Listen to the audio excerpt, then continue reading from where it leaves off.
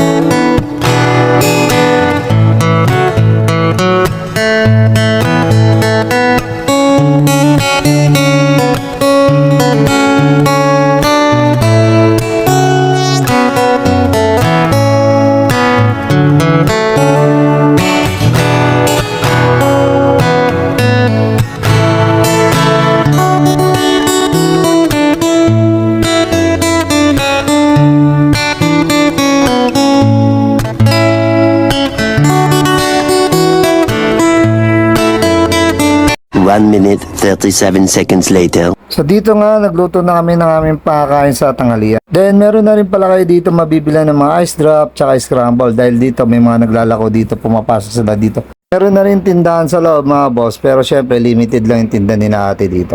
Dito nga pumunta naman kami sa may swimming pool mga boss, dito sa ilalim ng Kayumito. Meron din dito mga ATV mga boss, kung gusto nyo mag-rent pwede rin mga boss. Then after nyan, ito nga sa ilog naman kami nagbabad mga boss kasi sobrang sarap dito mag-relax talaga. Hindi kang himiga-higa dyan. Tapos, dito mga boss, tinaray ko nga yung swimming pool kung gano'ng kalalim. At ito makikita nyo. Hindi, nakaka-open yan. Papapain.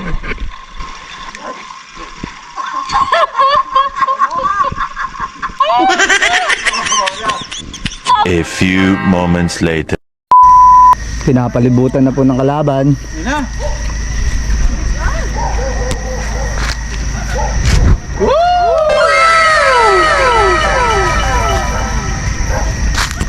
Maapoy oh.